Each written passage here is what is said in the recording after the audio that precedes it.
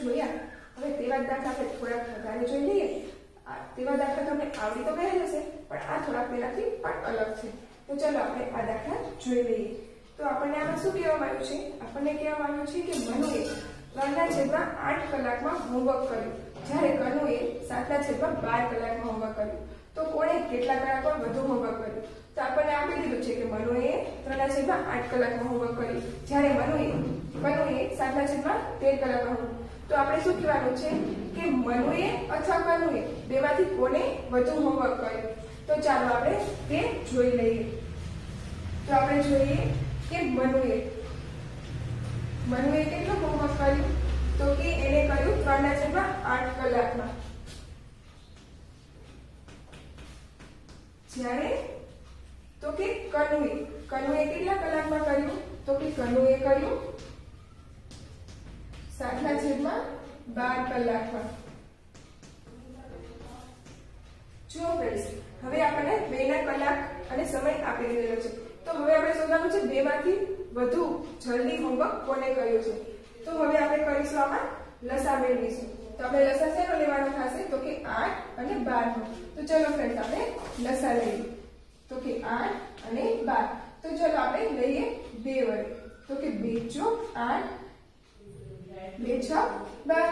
હજી 2 વડે લઈએ તો કે 2 અને અહીંયા આવશે 3.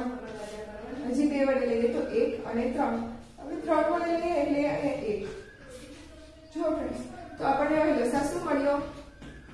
તો કે આપણને લસા મળ્યો 2 ગુણ્યા 2 ગુણ્યા 2 ગુણ્યા 3. તો હવે આપણે આના લઈશું ગુણાકાર.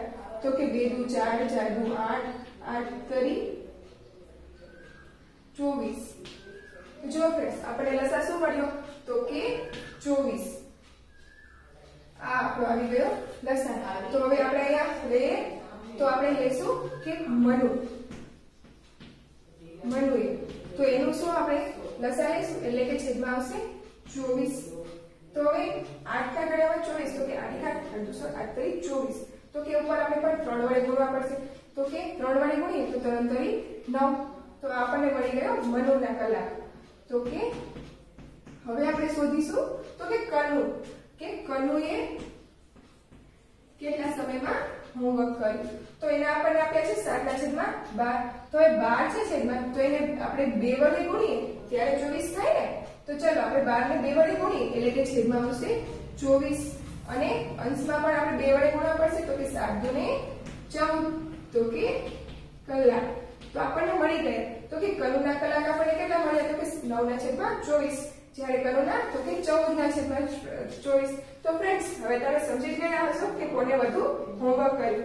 તો કે કોને વધુ હોમવર્ક કર્યું? તો કે કનુએ કર્યું 14/24 કલાક હોમવર્ક. તો જુઓ ફ્રેન્ડ્સ, આનો જવાબ પણ આવી ગયો ને. અને હવે જોઈએ કે આમાંથી વધુ હોમવર્ક, અને આપણે કીધું છે કે કેટલું વધુ હોમવર્ક કરવામાં આવ્યું છે. તો ચલો આપણે જોઈ લઈએ કે કેટલું વધુ હોમવર્ક કર્યું. તો હવે શું કરવાનું થશે? તો કે કરેલ હોમવર્ક. તો કે આપણે 8 માંથી આ સંખ્યા બાદ કરવાની થશે. તો કે 14/24 માઈનસ તો કે 9/24. હવે બેના નીચે તો લસા તો લીધેલો છે, તો આપણે છેદમાં 24 એમ નિયમ રાખીએ. તો ઉપર શું થશે? તો કે 14 માંથી 9 બાદ થશે. તો 14 માંથી 9 બાદ થાય તો આપણી પાસે શું બચે? તો કે 5. 5/24. તો કે કનુએ કેટલું વધારે હોમવર્ક કર્યું? તો કે કનુએ 5/24 જેટલું વધારે હોમવર્ક કર્યું. એટલે કે કનુએ હોમવર્ક કરતા આટલો વધારે સમય લીધો. તો ચલો ફ્રેન્ડ્સ, હવે આપણે આમાં આગળ જોઈએ. આપણને આપ્યું છે કે 19. તો એમાં આપણને શું કહેવામાં આવ્યું છે કે એમાં આપણને કીધું છે કે 48 વિદ્યાર્થીઓના વર્ગમાંથી 11/12 ભાગના વિદ્યાર્થીઓ અંગ્રેજીમાં પાસ થયા અને 9/16 ભાગના વિદ્યાર્થીઓ ગણિતમાં પાસ થયા. તો અંગ્રેજીમાં અને ગણિતમાં પાસ થનાર વિદ્યાર્થીઓની કુલ સંખ્યા કેટલી? તો આપણને જો ફ્રેન્ડ્સ, કુલ વિદ્યાર્થી આપ્યા છે તો કે કેટલા છે? તો કે 48.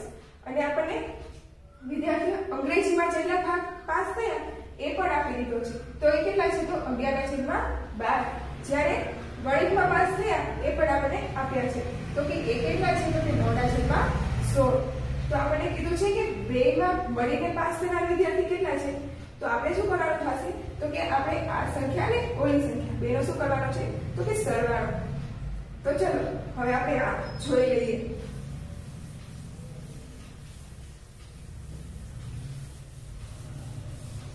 જો फ्रेंड्स આપણને આપ્યા છે કુલ વિદ્યાર્થી તો કે કુલ વિદ્યાર્થી તો કેટલા છે આપણી પાસે તો કે આપણી પાસે છે 48 પછી આપણને ગણિતના વિદ્યાર્થી આપ્યા છે તો કે ગણિતના વિદ્યાર્થી કેટલા છે તો કે અંગ્રેજીમાં પાસ થનાર વિદ્યાર્થી કેટલા છે તો કે 11/12 તો 11/12 પછી આપણી પાસે કેટલા છે ગણિતમાં પાસ થનારા તો કે 9/16 ગણિતમાં તો કે 9/16 હવે આપણે પહેલાનો લસા લેવો પડશે તો ચલો ફ્રેન્ડ્સ આપણે લસા લઈ લઈએ લસામાં શેનો લેવાનો થશે તો કે 12 અને કે 16 નો તો ચલો આપણે 12 અને 16 હવે આનો લસા લેશું આપણે પહેલા 2 વડે તો 2 × 12 2 × 16 પછી આપણે હજી 2 વડે લઈએ એટલે કે 2 તરી 6 અને 2 ચોક 8 હજી આપણે 2 વડે લઈએ એટલે કે અહીંયા 3 એમના એમ જ રહેશે પણ અહીંયા આપણે 2 થઈ જશે હજી 2 વડે લઈએ એટલે અહીંયા 1 અહીંયા 3 એમના એમ જ તો હવે 3 લેવા માટે 3 લેશું અને 1 જો ફ્રેન્ડ્સ હવે આપણને લસા મળી જશે તો કે આપણે લસા શું મળ્યો તો કે 2 × 2 × 2 × 2 × 3 કેટલી વખત 2 આવે તો કે 4 વખત 2 અને 1 વખત 3 તો ચલો હવે આપણે લઈએ તો 3 દુ 6 6 દુ 12 12 દુ 24 24 દુ 48 આપણને લસા શું મળ્યો તો કે 48 તો હવે આપણે આમાં 48 લઈએ તો કે અંગ્રેજી તો અંગ્રેજી બરાબર 48 લઈએ તો અહીંયા આપણે 12 એક બાર 12 દુ 24 12 તરીને 48 એટલે કે આપણે 3 વડે ગુણવા પડે તો ઉપરની સંખ્યાને પણ 3 વડે ગુણવા પડે તો આપણને મળે 33/48 હવે આપણને મળ્યા છે ગણિત તો ગણિતમાં આપણે કેટલા વડે ગુણવા પડશે તો કે 2 વડે તો કે 3 વડે તો કે 16 તરી 48 તો કે 3 વડે ગુણીએ તો અહીંયા આગળ 48 થઈ જાય અને અહીંયા આગળ 9 ને પણ 3 વડે ગુણવા પડે તો કે 9 તરી 9 એકા 9 9 દુ 18 ને 9 તરીને 27 તો હવે આપણને મળી ગયા છે કે અંગ્રેજીમાં વિદ્યાર્થી અને ગણિતમાં વિદ્યાર્થી તો આપણને કીધું છે કે બંનેના વિદ્યાર્થી કુલ પાસ થનારા કેટલા છે તો હવે આપણે જોઈ લઈએ કે પાસ થનાર વિદ્યાર્થી તો કે કેટલા તો કે 33/48 અને વત્તા 27/48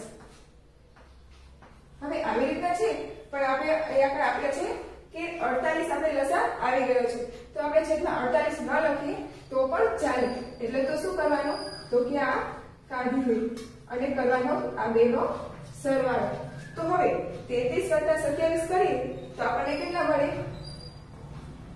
તો કે 71 જો ફ્રેન્ડ્સ આપણને 71 મળ્યા એટલે કે 71 વિદ્યાર્થી એવા છે કે જે બંને પરીક્ષામાં પાસ થયા છે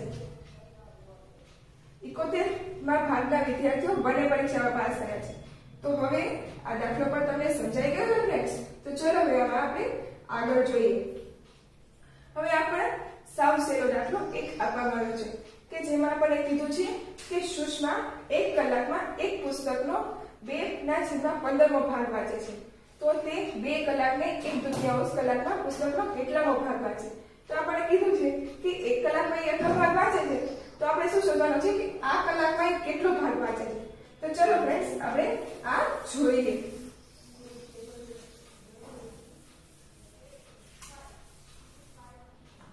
ફ્રેન્ડ્સ આપણને આપ્યું છે કે સુષ્મા 1 કલાકમાં કેટલો ભાગ વાંચે છે તો કે વાંચેલ પુસ્તક, તો કે કેટલું, તો કે 2/5.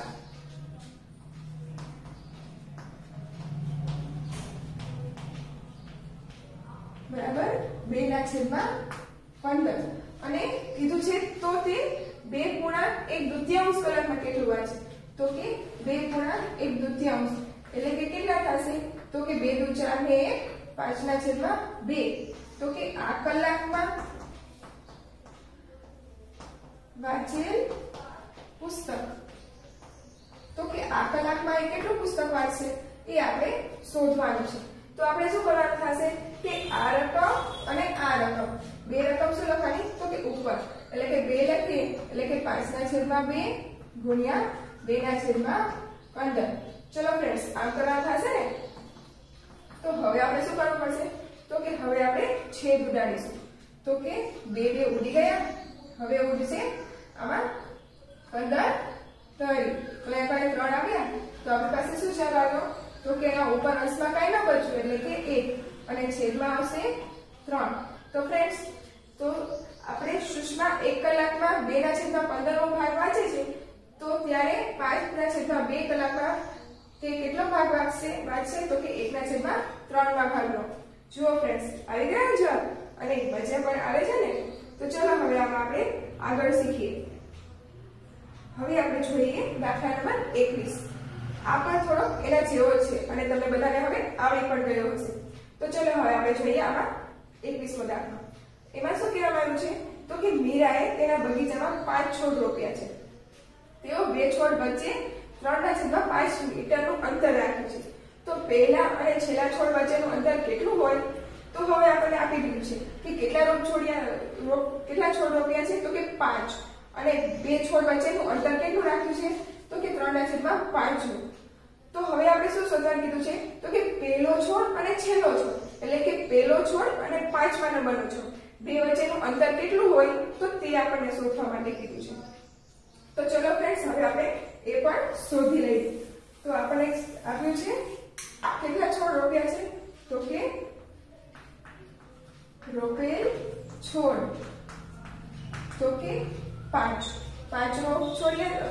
છોડ રોપ્યા છે. પછી આપ્યા છે કે 2 છોડ વચ્ચેનું અંતર, તો આપણે એ પણ લખી લઈએ.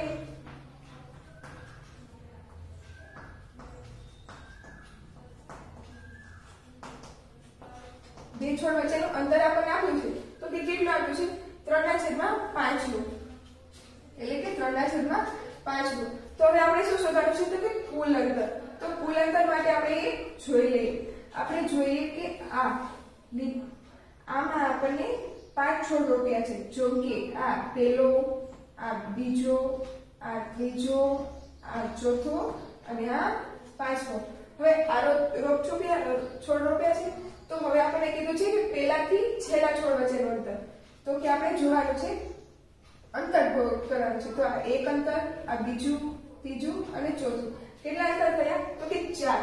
એટલે આપણે લેશું સૂત્રમાં કે કુલ અંતર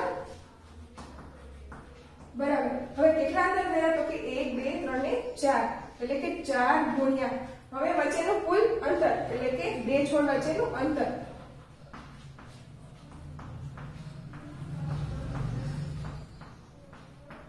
આપણને આપ્યું છે, તો આપણને કુલ અંતર મળી જશે. તો હવે આપણે શોધી લઈએ કે 4 ગુણ્યા આપણને અંતર આપ્યું છે 2 છોડ વચ્ચે, કેટલું, 3/5. હવે કરવાનું આપણે આમાં ગુણાકાર. તો ગુણાકાર કરીએ તો 4 કરીને 12 અને છેદમાં આવશે 5. હવે આપણને મળી ગયું. હવે આપણને મળ્યું તો આપણે શું કરવાનું, તો કે આને જ લઈ જવાના છે કે અપૂર્ણાંકમાં. તો અપૂર્ણાંકમાં લઈ જઈએ એટલે કરવાનો ભાગાકાર, એટલે કે 12 અને 5. તો 5 દુ 10, આપણી પાસે બચ્યા 2. હવે આને અપૂર્ણાંકમાં લઈ જઈએ. તો અપૂર્ણાંકમાં લઈ જવા માટે શું થશે, આ 2 ઉપર વહી જશે અને આ અહીં આવી જશે, એટલે કે 2/2 જો ફ્રેન્ડ્સ આવી રીતના થાય છે ને. તો કે પહેલા છોડથી 5મા છોડ વચ્ચેનું અંતર કેટલું થશે, તો કે 2/2. તો આપણને મળી ગયું કે પહેલા છોડ અને છેલ્લા છોડ વચ્ચેનું અંતર. જો ફ્રેન્ડ્સ આમાં મજા આવી ને. હવે આપણે આમાં જોશું આગળ બીજા આવા જ દાખલા.